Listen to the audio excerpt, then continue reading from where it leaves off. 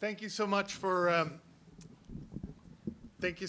coming and joining us tonight. We're going to talk about artificial intelligence, and we're going to talk about what it means today, and I hope what it means in the future. And we're going to talk about our responsibilities as AI practitioners. We're going to talk a little bit about what the ramifications are about those responsibilities. And but before we do all of that, we're going to start with just sort of an introduction of ourselves. And if we may, Beth Ann, would you mind 4 to 5 minutes on who you are and tell us a little bit about your firm? Yeah, my name's Beth Ann Hockey. I started off getting into AI way back when I started seeing interesting things about trying to talk with machines. And that got me going to University of Pennsylvania, where I got a master's degree in computer science and a PhD in linguistics. And right out of school, I worked for NASA, and we put a conversational system onto the space station to help astronauts do procedures. I got to be the third most famous computational linguist in the world for 2 weeks after that. I variously had my own consulting company where I worked with a variety of clients, including Ford Motors, a lot of smaller startups. I taught at UC Santa Cruz. I taught spoken dialogue systems. And I worked at Intel for quite a while, and we put out sports glasses in collaboration with Oakley that were made for long-distance cycling or running, and it was like you had a coach next to you. That was the model. So now I'm at LivePerson, which is a company that you may not have heard of, but that you may use pretty often, because we put out a platform that supports a lot of big brands to communicate with you through web-based chats, messaging, and now we're putting out some applications that are spoken. And I think that's about it about me. I'm a senior principal data scientist at LivePerson. Cool, thank you.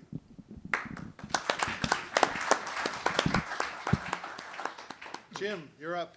All right, thanks, Craig. All right. So my name is Jim Whitehead. I am a professor of computational media at UC Santa Cruz. I helped create the computer game design program there. And I have to say, no one is more shocked than I am that we now have somewhere around 700 students at UC Santa Cruz studying games, and one of, at this point, is 4 different games programs. So pretty amazing journey from a Word document on a computer, 15 years ago.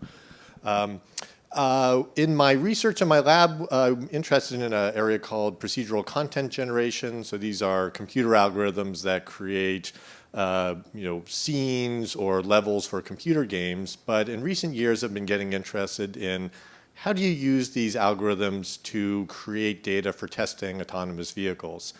And the insight there was, if you can have an algorithm create a synthetic city for use inside a computer game, well, it should be possible to make synthetic streets and synthetic intersections for testing autonomous vehicles inside a game-like environment.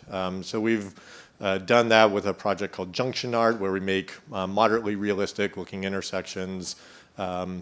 We've also been recently working on creating models of synthetic people to test autonomous vehicles. And it's kind of a tricky problem and kind of a funny one in that the idea is for the pedestrians to act safe until sort of the last minute and then kind of dart in front of the car to make it as difficult as possible. So it's like, synthetic pedestrian with a death wish.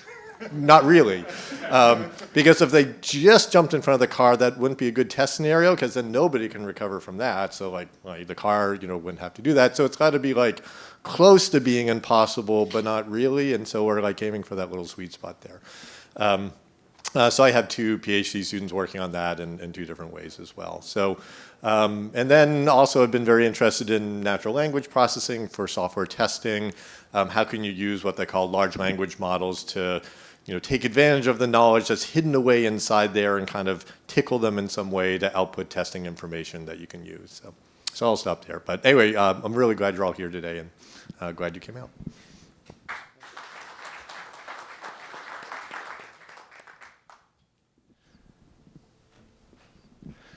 So I'm not a former NASA employee or a professor, but and I've kind of come to this from a different. I'm looking for a common thread. I got a degree in public policy from Stanford long back and worked for some politicians locally, and you can look it up. It was just a crazy house.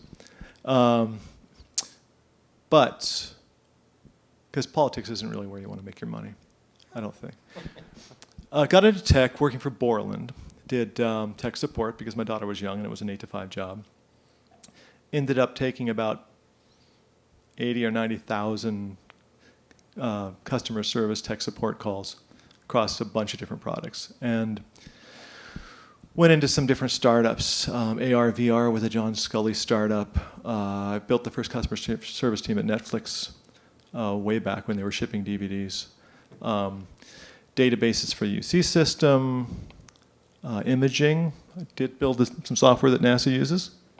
And through it all, I was always amazed by the tech. I got to ride the software wave and the rad software wave and the web commerce wave and the internet wave and the et cetera. But the takeaway from me was always that there's all this power and data, and the more we have of each, the harder it gets to use, because your menu trees get longer, and suddenly everybody's got to be an expert to just use consumer software, right? And wouldn't it be nice if we could have the systems work our way instead of vice versa? And that's what led me to intelligent user interfaces,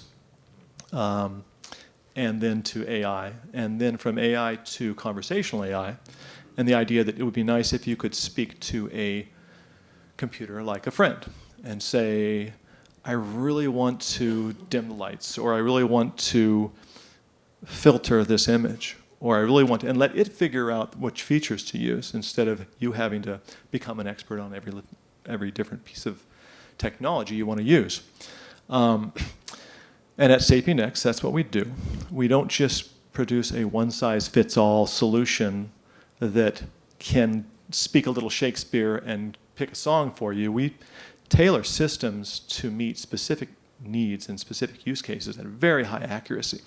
So if you want to do something really well and you want to do it without a lot of training, SapienX can do that. And that's what we do.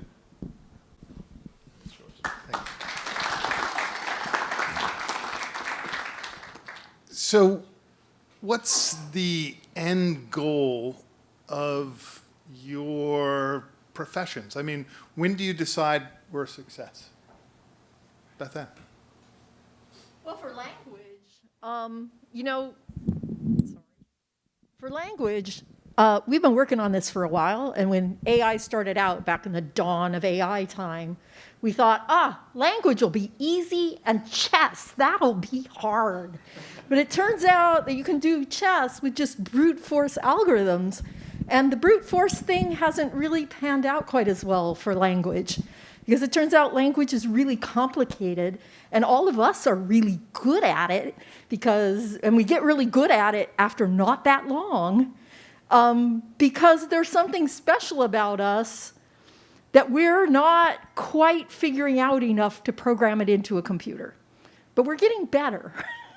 So I think success, to me, success would be if we could make systems that actually conversed usefully with people, that gave value to people for helping them with things, and were more natural, Like, I agree. I don't think that the people should have to learn how the system works. Ideally, the system should just work the way you expect it to.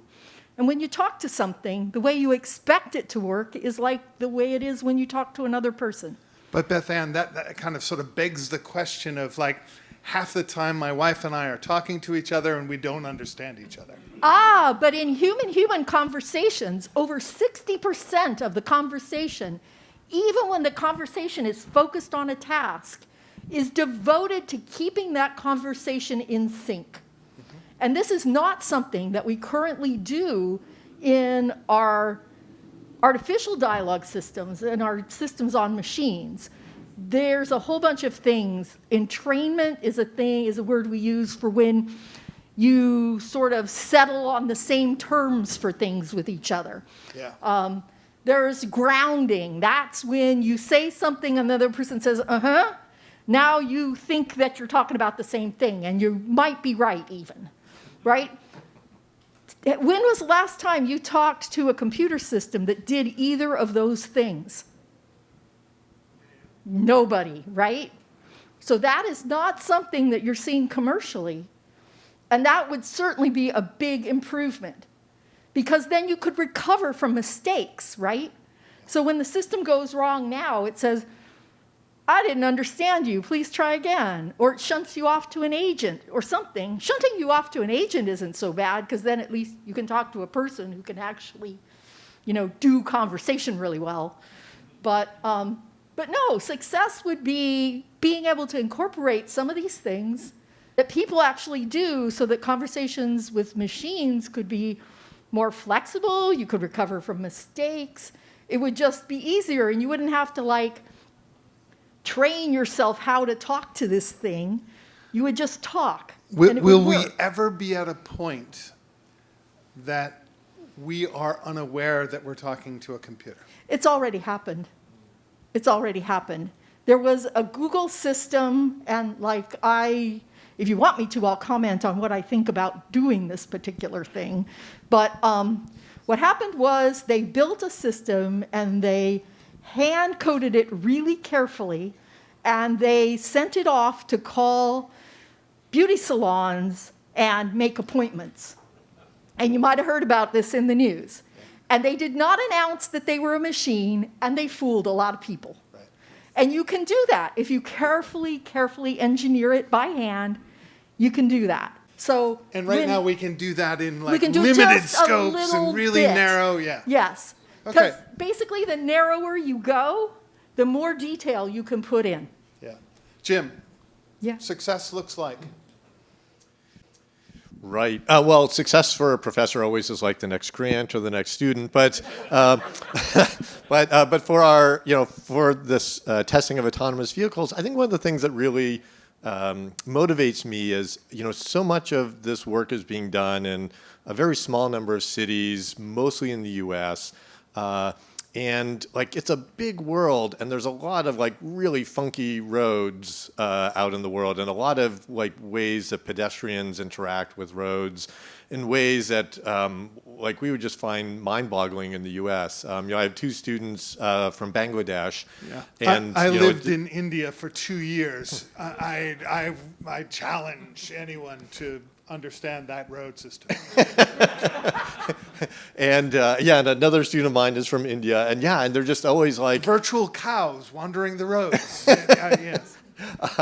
And people taking shortcuts across essentially an interstate because otherwise it would be an extra 5 minutes on your walk every morning. So there's things that happen in these other places that don't happen here, and I can guarantee that we're not the current generation of vehicles isn't training for that. And even here there's some very weird things that are happening with Tesla vehicles. So one example is there is a boulder in Yosemite that loves Teslas. And so there's a road as it goes into the park. I'm sure you may recall it. So the road kind of goes, and then one lane goes straight and the other lane kind of takes a turn. And if you're in a Tesla in that left lane, turn off the automatic and grab the wheel, because it gets confused, and then there's a boulder right there, and no less than 3 Teslas have kissed that boulder. So it's just it's a weird situation. It's this long tail, and so we're just hoping to find ways to automatically explore that long tail and also automatically kind of generate situations outside of those in the US so that when this autonomy gets ready and when it gets outside the US, it isn't a big rich city kind of thing. So. David. Well, Beth Ann mentioned entrainment and grounding. I would add a term, centrality. When I find that the system is focused on me instead of me being focused on the system, and we talked about that a little bit. When I can say, computer, I need a fish tank for a whale. And it just starts thinking about, well, how to do that. I think then we've arrived. Although I shouldn't be talking to a mouse at that point. But maybe that's a reference that's too old for some people. I'm happily dating myself with it, so yeah. I bought it. Yeah. Okay. The nerds unite.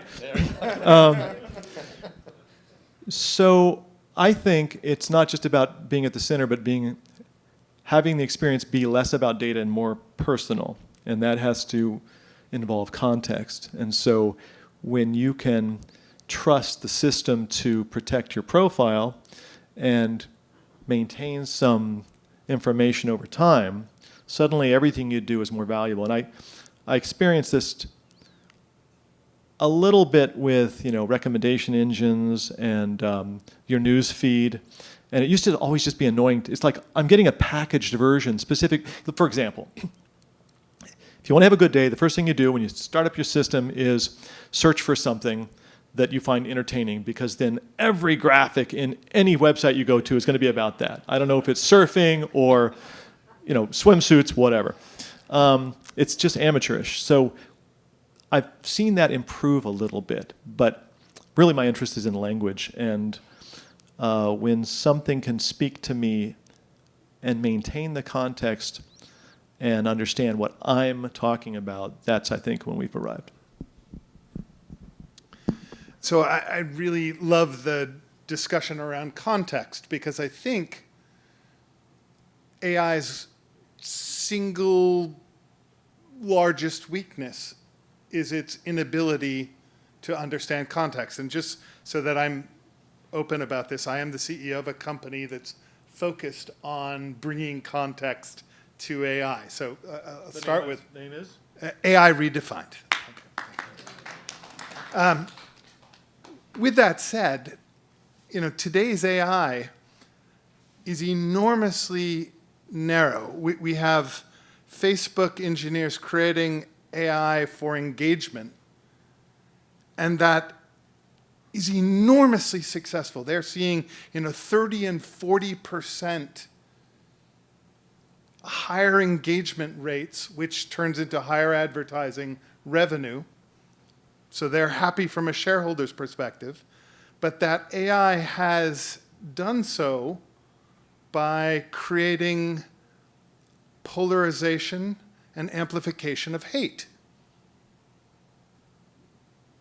And arguably has made living as a human being in various parts of the world, including here, more difficult. When will AI understand context, and what are you doing about it?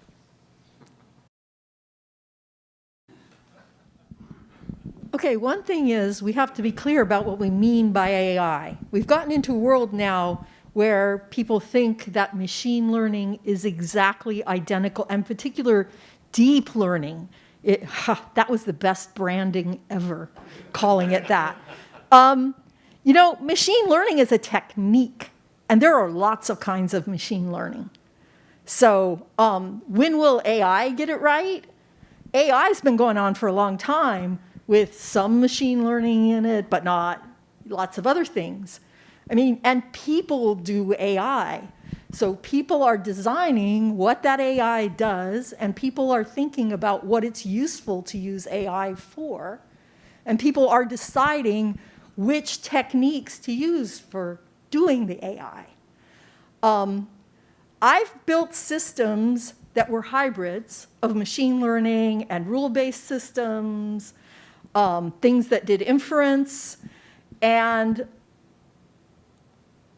It did use context. We did use context. We saved, in terms of a conversation, like you have a better conversation, if I remember what you said 5, 6, 10 turns ago. Now, there's a lot of systems out there that don't remember what you said on the last turn. And that's not so good. But the systems that I was building, even the one we sent to the space station way back in 2005, kept all of the dialogue history. And we referred back to that dialogue history as the context of that conversation, so that we could tell that if you said it, we knew what you meant by it. Or if you said that last one, we knew what that was too. So I think the question of context is not, can AI do it, but do people want to do it?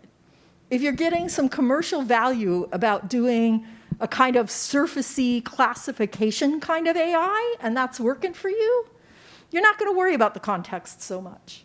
We're going to have a great discussion tonight. Yeah, so, I mean, I think Cool. that... Jim? Yeah, to some extent, I agree with Beth in that, like you look at today's autonomous vehicles, like they actually are doing a pretty decent job of looking at pedestrians and their surroundings. They generally see them. They generally do a pretty decent job. So it's not like they're context free, and there is like a great deal of like situational awareness for these vehicles right now.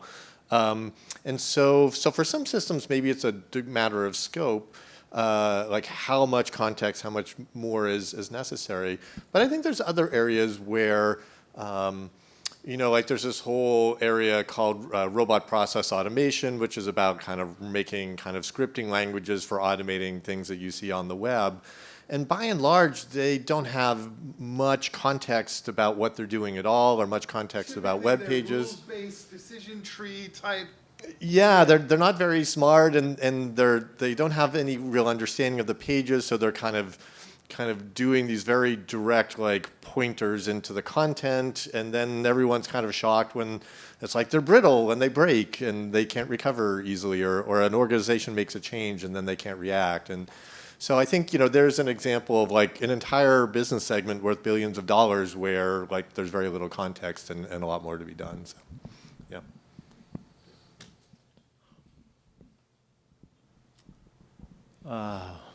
Additional inputs, sentiment, and additional aspects to context like an ontology. If we can not just keep track of what you purchased last or what you said last, but also how you're saying it and how that's changed over time, then we can respond to you quickly if you're speaking quickly, or politely if you're speaking angrily.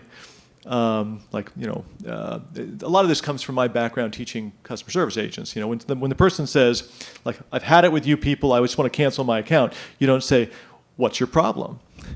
They don't have a problem. You have a problem. Stop. But also the ontology idea, the idea that there are layers of meaning, and if you ask for an agent, you're asking for a person, and a person's a mammal, and that's an object, and it's not a sports licensor, broker, right? So I keep coming down to meaning because I'm really in the language world, and Sapien X is very much in the language world. But I used to be in imaging, and the idea of the differences in radiology versus art restoration, and what does a spec mean, So the more we understand about, or the more the system is recognizing about the world it's dealing with, the better. And yeah, we do that, and we can do that, and it's not questioned that we can do that, but do we really bring it all home? I think we need a company that's focused on that.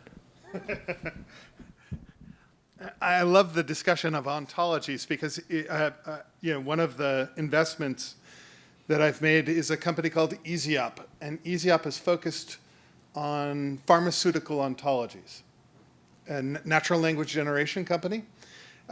They have, their claim to fame is they helped pharmaceutical companies, the large ones, shortened the time from data lock on phase 3 human testing to FDA applications from 28 weeks to a single week.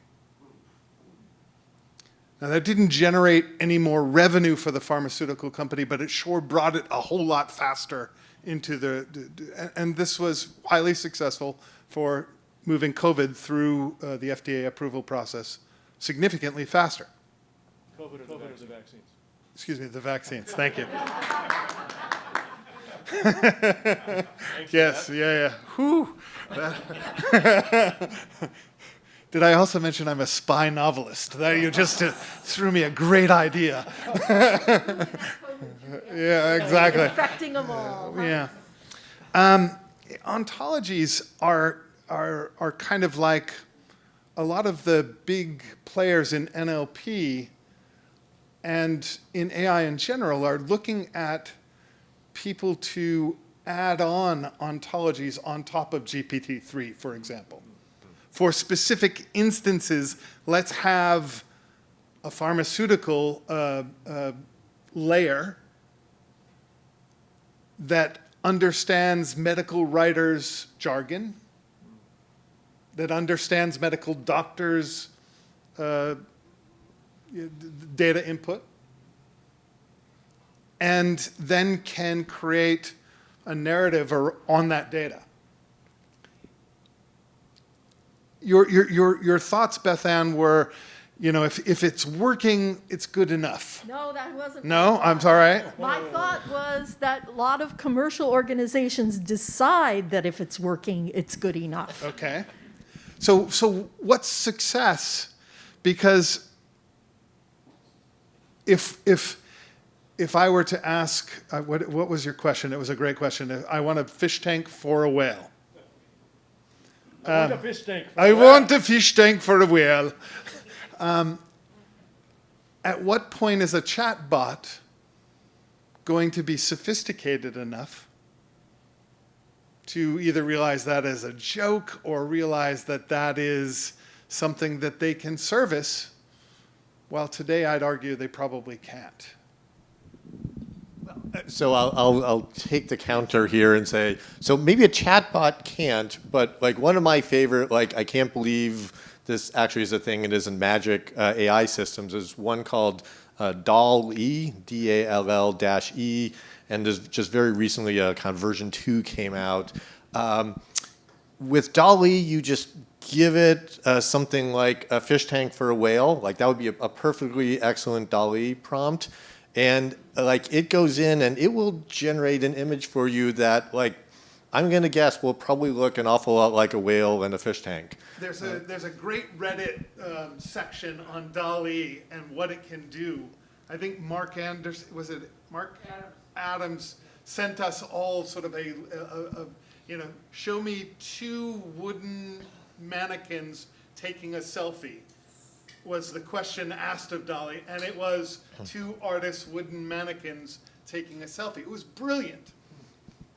You say, give me a chair that looks like an avocado, and like, lo and behold, like there's a chair that looks like an avocado. It's, it is really remarkable, and it just, type in search term DALL-E 2, the top web page will come up, and there's all sorts of examples there. So I guess I would say, like, there's an example where, like, man, you can put in almost anything, and okay, it doesn't have context, but it's sort of like it's one of those fakes it till it makes it, and it's pretty good a lot of the time. So I don't know. Now I guess previous conversations, Beth, you were saying like, yes, but that remaining 5% is the difference between like something that's fun and something you might want to put in front of customers. So I think there's a difference here. There are systems that do, in particular, the deep learning algorithms are really good at kind of surfacey, sort of perceptual level features. So they're good at doing things that are like vision or like hearing. They're not as good at doing things that are like reasoning. One of the reasons I think that that's true is because a lot of the deep learning algorithms only handle sequences or grids. So a sequence might be a string of words that you say. A grid might be the pixels in a picture, right? And they can do some things about that, but if you get into worrying about what the words mean and how they relate to each other, now you get into a lot harder situation because that requires some structure that a model that handles only sequences or grids can't really do. So then you have to do something different, right? But some of these tasks where handling a grid or handling a sequence is all you really need, then those will work well. Like, these models are really great for doing automatic speech recognition. Yeah. This is sort of like hearing, you know, it takes an acoustic signal and it turns it into its best guess of what the words are. And those things have gotten a lot better using these kinds of models. And all of the vision tasks have gotten an awful lot better using these kind of models. But I think the sort of deep reasoning tasks have not gotten as much better or not better at all using these models. I spend some of my day, I'm a partner at a Paris private equity firm called Next Stage, and explaining to some of the non-technical partners there that AI can be trained to spot cancer cells in a pancreas, but move it 3 centimeters over to a liver, and you have to retrain the entire model. When do we have the wherewithal to, I mean, is that a goal? Should we be highly specialized? Should we be looking for, I'm not talking about AGI, artificial general intelligence yet, not yet, but you know, when do we take the next step so that the AI is smart enough to know this is a liver versus this is a pancreas, and I might need both, especially as patients have cancer that travels between the two. Thoughts? Well, I think that you end up with a hierarchical structure, right? I think even with people, if you're talking to a person about some topic and you suddenly change topics, that person doesn't actually do that well understanding what you're talking about if you just change topics suddenly without warning. If you've got a radiologist that thinks they're looking at a pancreas and you slip a liver in there, like, it might take them a little processing to figure out what's going on, right? So I don't think there's anything wrong with collecting up specialists and having some sort of a hierarchical structure. So maybe you have a specialist that does pancreases, and you have a specialist that does livers, and you have another specialist whose job is to decide whether we're looking at pancreases or livers. Right. Although, you know, one of the lessons that seems to be coming out in the last few years with these large language models is like bigger just really actually is better. And so in this particular case, you know, if you were able to get like an incredibly large data set, you know, maybe, you know, 100 million images of cancer and non-cancerous, you know, livers and pancreases and lungs and whatnot, you know, and then put this into an increasingly large model with, you know, millions, tens of millions, hundreds of millions, billions of variables. You know, it does seem like if you have skillful people doing that work, bigger does result in better results, and you get kind of more generalizability across it all.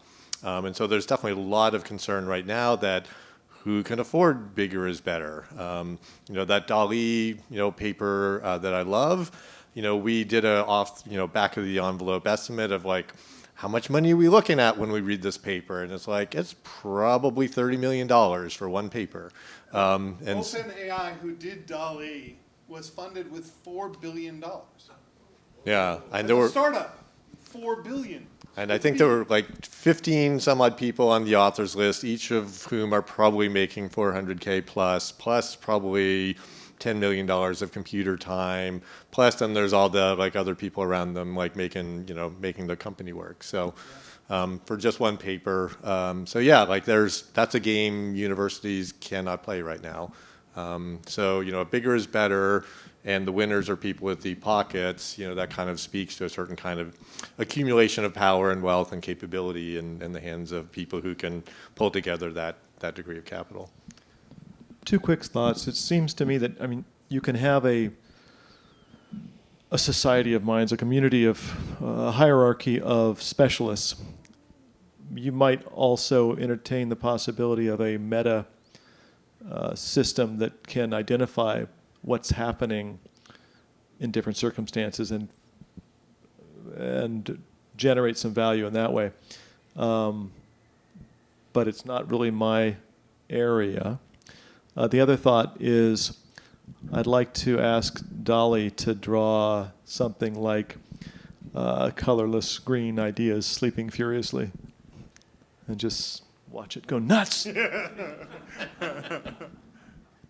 So I want to go back to bigger is better. That's true. Like, bigger usually is better.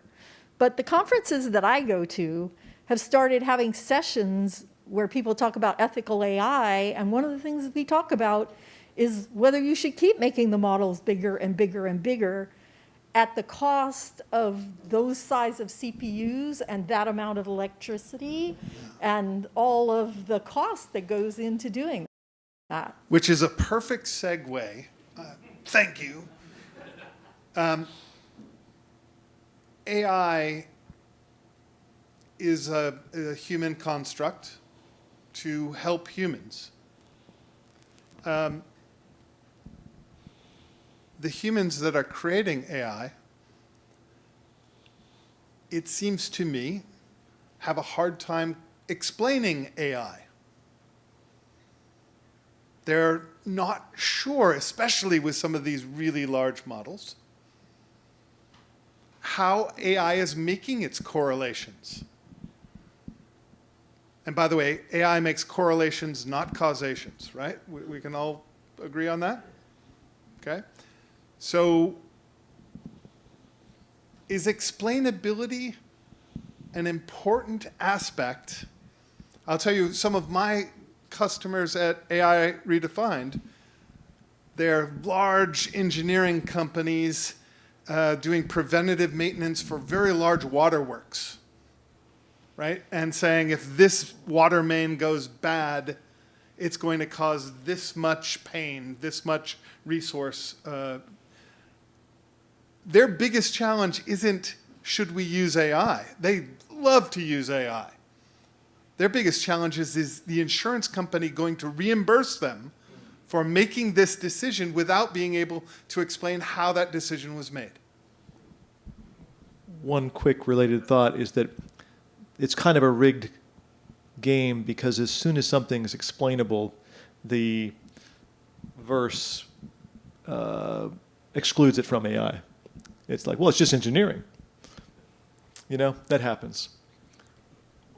The other thing that happens is that when you get something to work in AI, it gets its own name. Right. That's why you have machine learning and you have computer vision and you have... Reinforcement learning, yeah. Yeah. As soon as it kind of works, then it gets its own name, right? Jim, is AI explainable? Will it ever be? What do you mean by an explanation, Craig? We practiced this earlier.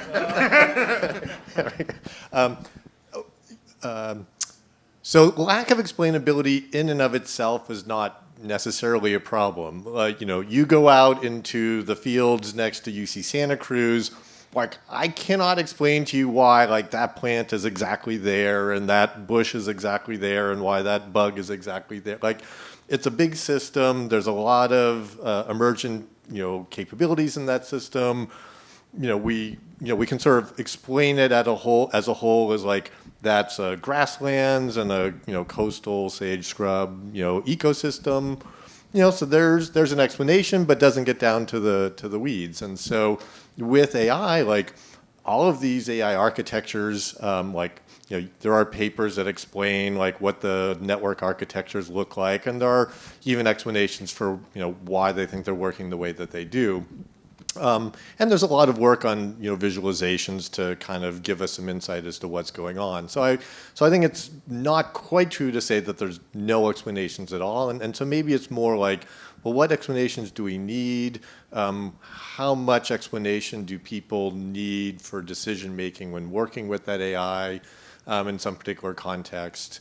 So those are, I think, some of the kind of interesting things. In autonomous vehicles, there's like this huge question right now of how do you give some sort of visibility to pedestrians of what the car is thinking about, what to do next?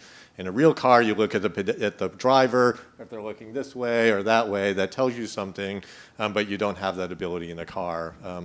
So, there's very simple level of explainability that would be very helpful. So. Sure. So, Oh, sorry. as Jim said, there's definitely people working on getting more explainability. The deep learning models, especially, are pretty opaque, and you can't tell exactly what's going on. I mean, people do have ways of probing them, and so that's how you discover that your model that's supposed to detect polar bears doesn't detect them on green grass in the summertime, and anything else that's on white background is a polar bear. You get things like that happening. You also have the same thing that has always happened with statistical systems where garbage in, garbage out applies. So if you say, why did this model go wrong? I mean, a kind of not very helpful, maybe, but correct answer is the data did it. But when the data's so big, like, can you pinpoint what did it? Maybe not. All right, last question before we ask the audience for their questions. As technologists,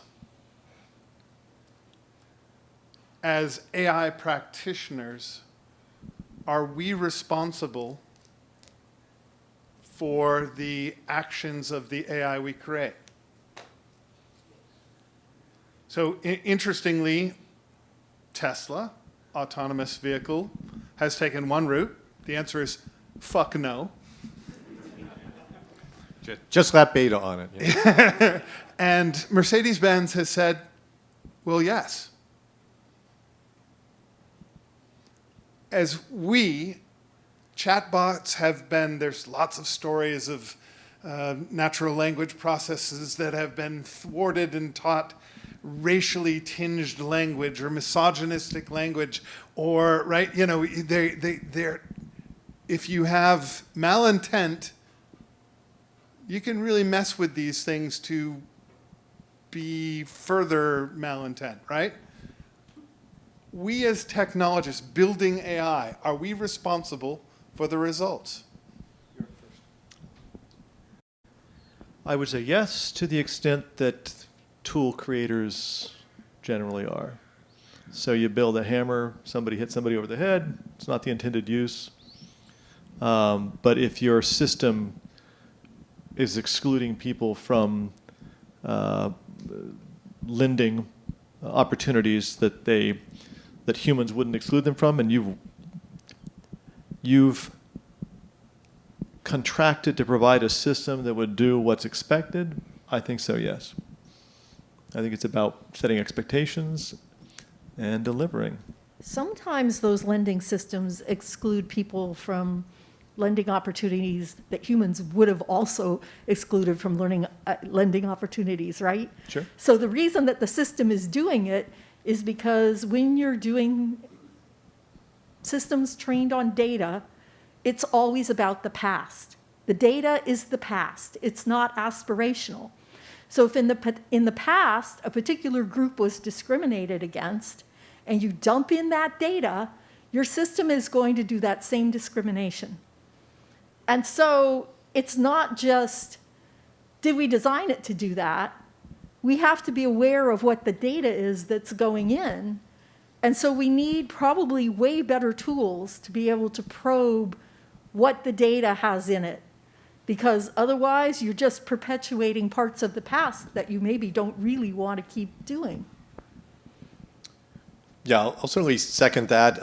If you ask this DALL-E 2 system, give me pictures of a lawyer sitting at a desk, they are all male and they're all white. You ask it to give you pictures of flight attendants, they're all female and like half Asian as well, because I guess Singapore Airlines, I think. So it's all coming from the data, and it's all bias in the data. Now, the researchers kind of pointed this out, and the researchers provided these examples. But there are some debates ongoing, which is like, is it sufficient to just say, hey, this is a thing, and now we're working on DALL-E 3? Or is it like, is the responsibility like, hey, this is a thing and we should really like solve this thing before we move on to the next version?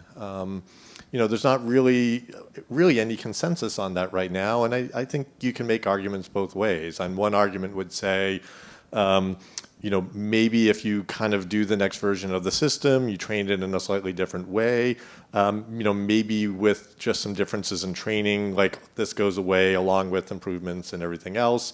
The other one says, no, like, people are going to start making use of this right away. This will get used in all sorts of unintended ways.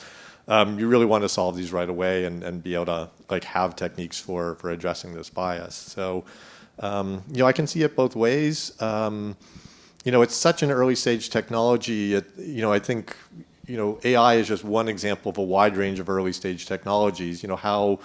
How long do you let a technology go and develop and kind of explore before you really say, like, no, you need to deal with all these problems that are being created by it? How long of a leash do you let it go before you say you have to solve that? And, I don't think there's societally a well understood answer to that. 100 years too long, 1 year too short, somewhere in between, I don't know. The company that I work for, LivePerson, we actually have signed on to fairness in NLP efforts, and we actually worry about this. We put out a platform that our customers who are big brands use, and they don't want to have horrible bias or mishaps, and we don't want them to have that. So we worry about bias. We're presenting a paper at a conference on looking at whether when you mask personal information, whether we can perform equally well on various kinds of names. And we found out we don't. We don't perform as well on certain kinds of ethnic names.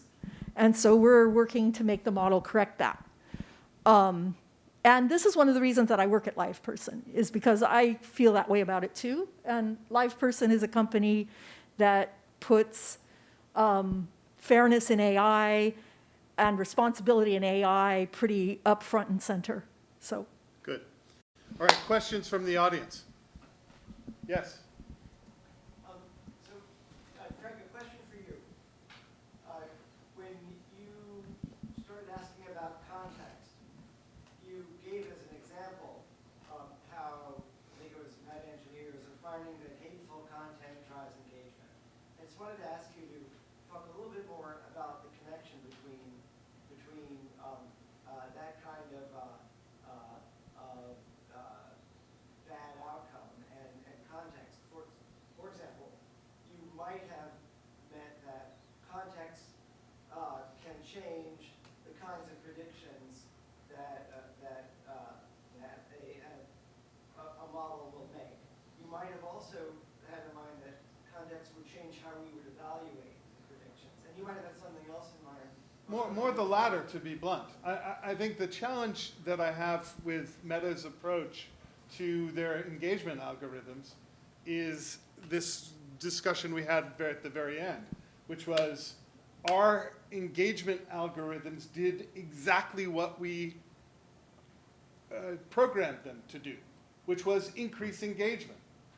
The fact that the unintended consequence was that they were promoting hate speech, amplification of misogyny and the like, was the unintended consequence that the AI wasn't smart enough to realize it was doing.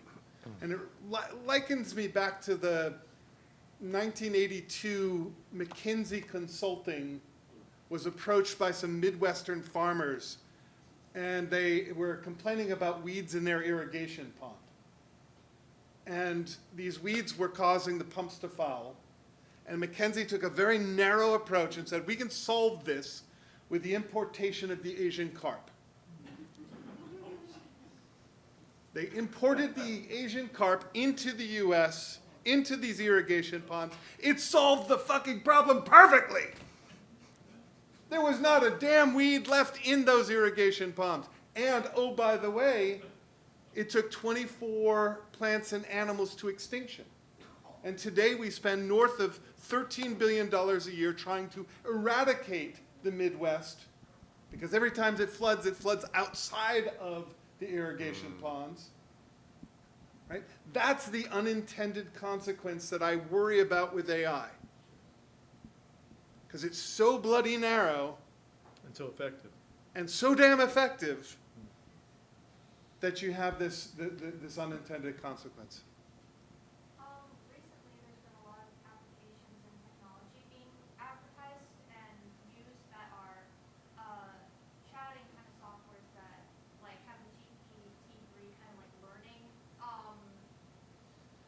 But I was wondering how there's an application called Replica, which is being advertised currently, especially on for youth-used applications like TikTok, where it's advertised as being and this is, I think, almost an exact quote from their thing, replacement for a friend, or replacement for therapy. What is your moral or even darkly curious opinion on AI being slowly replacing human-on-human interaction? And before, I'm not familiar with this company, but I am familiar with, in Japan, because of the aging population, they've created a series of AIs that help people with loneliness as they age. So it's a great question.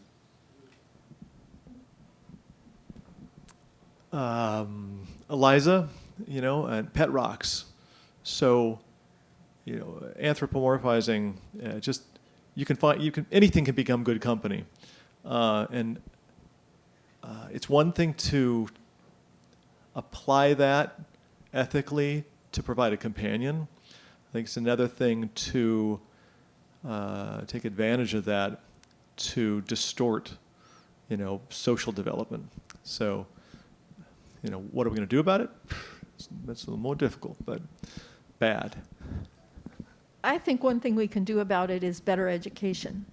So I think something like this is great, because I think everybody should understand at some level how all this stuff works and what it can and can't do and what you might want it to do and what you might not want it to do. And I think that people are going to build things and people are going to put out disinformation. And your best protection against those things is knowing how to think about it and understanding a little bit about how it works. I totally agree. And what works against that is when we have a bunch of hype where people say things, reputable people, like, what was it? Was it GPT that might already be a little bit conscious? That's a good reaction. When we co-opt words and create smoke instead of educating, it's just worsening the situation. Okay, but I've had kids say to me, that sounds like nonsense, when they hear stuff like that. Good. So, we need more kids who hear that stuff and say, that sounds like nonsense. Hell I'm yeah. going to look into that a little more. Hell yeah. Yeah. Something I think, apologies, it'll be quick, but something I think is also interesting regarding this replica application is that it's also, I think, somewhat trying to solve the context situation. It actually shows you when having conversations, it has its own system set up to keep its own database of answers to questions within your conversation. So it will say like, oh, there's this person's name, this person is this to you, and it'll store it in like a memory, and you can choose to like delete it. But I thought that was really an interesting counter to that of it kind of being like, oh, you mentioned the name, who is that? And then Yeah. keeping that in its memory. I know this really shitty novel. It's called The Knucklehead of Silicon Valley, where they use this weapon of mass persuasion, and it uses a very similar technique. So yeah. Actually, I hate to break this to you, but personalization, which is a really hot topic right now, works pretty much exactly like you just described. Yeah. You keep a history of what you know about people, and you use that in the conversation. Yeah. So. Well, that is an issue. I think We aren't doing that except in situations where people positively opt in. So Bert runs Infinirail. We use machine learning for failure prediction, and the higher the stakes in the game, not only monetary, but if it comes to personal damages, talking about insurance or death, even making decisions, people going to jail or not, doesn't have to be only technical. I see a huge burden and a need for a process to establish a quality metric or a way how to even be able to sell it. If I tell my customer, yeah, I've got 80% I'm right. Well, when do you be 90% right or 99% right? And how do you assure that the decision recommendation you express is true? And it comes back to the liability question. I think there's a huge open field. I mean, I can't even literally like easily sell it. Oh, it's just ML. It's now so much buzz that's like, yeah, it's ML. It's like we know data in, data out, right? I need a tool or guidance from you, if you have, how to build this quality assurance metric into the AI. Whether it's a new friend or whether it's an inverter in a solar field. Yeah, yeah, Evaluation metrics are actually a really hard problem, yeah. right? Because Comes you to the have to. explainability issue. Well, it comes to explainability, and it comes to what counts as success, and it comes to what features you should consider in evaluating it. So that's actually an open research question, is how to do evaluation. Certainly in natural language processing and language AI, it's an open question, and there's a lot of research going on in that, and there are papers and conferences on that at every conference. Yeah, I was just going to echo that, kind of how good is good enough for even a traditional machine learning based system. Yeah, it's really context specific. Sometimes getting a prediction 90% right, when humans can only do it 60% well, like that seems magical, right? And then there's times when 90% is like, well, that's horrible. Like, humans get it, like 1 in 10,000, error kind of thing. So yeah, a lot of it depends on, you just have to kind of know the use situation, and a lot of it is just like talking to people who are users and asking them like, what do they think of the results?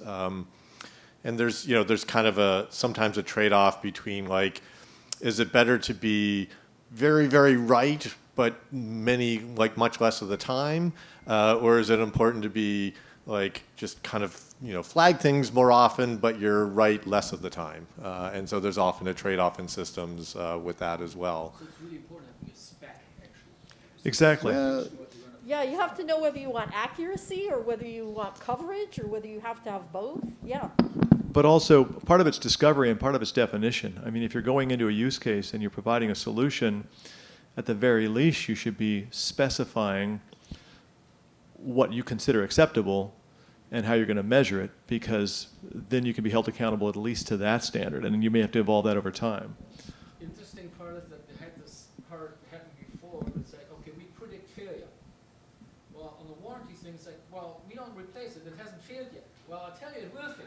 Well, we're gonna wait. Oh, it blew up. Well, now it's too late. It's this typical scenario that nobody believes you to sell it. Well, Yeah, one of the investments I have is a company called Humanity.Health, and they're using AI to promote longevity. This question of like, and they get asked it all the time because it's an expensive monthly subscription. They're like, well, how do we know whether or not we've actually, exactly. And how is that? Humanity? What is that? Humanity.Health, yeah. And by the way, A winner! Chicken dinner. but by the way, all of these companies that I'm discussing are hiring. If you're interested in jobs in these spaces, come please talk to me. So I have a little off-topic question, right? So when is the emperor going to have no clothes on, right? So I've run a large AI project for federal government, Homeland Security, DOD, right? It's all machine learning, right? It's machine learning, it's rules-based, and if you want transparency, you combine the two. But every client I have thinks this is magical AI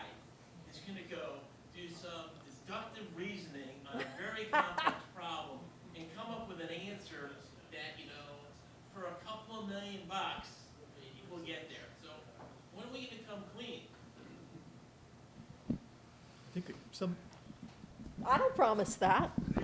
I don't think the emperor ever came clean. I think somebody in the audience points at them and says, "Naked." I guess I'm torn in that the hype bubble around AI is pretty extreme right now, and there's a lot of people kind of spreading AI pixie dust over things that are, like, 5 if statements and call it a day. So that said, like, man, the advances in our ability to do object detection, the ability to do like classification of things in images, these large language models, and they're, as opposed to the AI winter, which I feel like was kind of justified, like there has really actually been some tangible progress on some very hard problems recently. And so I think at the end of the day, like there has been a pretty big shift in capability over the last 10 years, even 5 years. But like extracting value out of that, putting that into a particular context, figuring out whether you want something that's super sophisticated and recent, or whether you just want something older but is more reliable and explainable, and you can engineer it better. There's still a lot of craft in like extracting the value and doing something real with all of this. So. Your use case, right? You're trying to build a synthetic model to train autonomous vehicles, right? How do you train for chaos, right? Because how do you actually come up with enough scenarios that are so unique, that are globally relevant? So the way we do it with satellite inspection, the reason we use synthetic data is you don't put up hundreds or thousands of satellites, right? And so you can create synthetic data that will encompass 70 or 75% of all of the possible scenarios that satellites might encompass. But then you actually have to add humans who add context to that environment that can think creatively beyond machine learning. And then you have to have a system that allows for the plumbing for humans to interact with that model. Right, because every time you have a major accident, it's something that never happened before. Yep. How do you answer the question? We've never seen this before, right? And now you have a fully autonomous vehicle, right? I'm on a narrow road in the dark, right, with a 7-degree off-camera curve. In a boulder, right? So I think there's this unrealistic expectation, and this is back to your question. How do you educate these people? There's only a handful of people that are smart enough to understand this conversation today. So can I ask a question about that? Because how do you, it sounds like you almost really want to code in nuance, right? So when I drive my car over 17, I come to a curve, I typically will pull into the inside of the curve, right? Or if I'm driving next to a big truck, I tend to approach to the other side, right? My car does not do that when it's in autonomous mode, right? Right. I get to a curve, and if my car's in autonomous mode, all of a sudden I feel like I'm going to run into the guy that's coming ahead of me. Yeah. So how are you able to craft in nuance to be able to have autonomy make it more human-like? I think you have to add humans, right? I mean, that is in there, exactly. It is, if you look at Stanford University's AI 100, it's a 5-year study of the AI industry. Their final paragraph of their summary statement in this 186-page document says that we as a species have only progressed when we combined efforts, when we contribute as a species, as a race together. And that AI needs to do just that as well. That AI's journey is not to replace humans, but augment humans to make our lives, humans' lives, more beneficial, more impactful. And I think that really is, I mean, that if you want to read something about, how to add, their specifications are you've got to add humans back into this, because it's the only way to get to beyond synthetic data, beyond this nuance. It's seemingly the only approach. And on to that point, I've seen a lot of the service and support solutions lean in on agent assist. And a lot of the natural reasoning solutions lean in on collaboration. Although I'll be a little contrarian here and say, I love adding the human element in. I've studied all sorts of symbolic AI systems. The lesson that just keeps biting me over and over again is more data does just make things better. So, for your, specific situation of how to tell the car to be more on the inside, I think that's just feed in a bunch more trajectories, specifically from Highway 17, so that it sees enough cars that are going on the inside of the curve, and it'll learn it. And you make the model bigger, and it'll dedicate 20 variables to the Laurel curve and Highway 17, and it'll just be in there, right? So bigger models and more data does solve a lot of these problems. So. But it hasn't solved it with the rock in Yosemite yet? This gets back to that Pretty question. big piece of data there.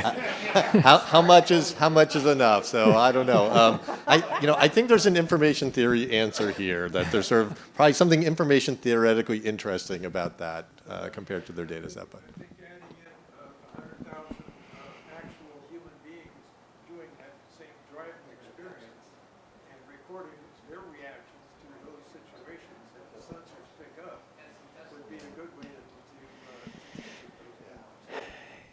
I'm sorry, we really do have to wind this up, but these guys are available to talk to you off stage here.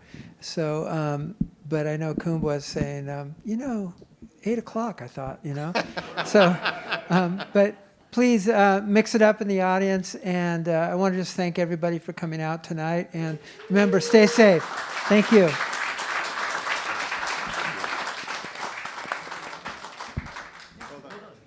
Well done. That was fun. That was really fun. Well done. Yeah.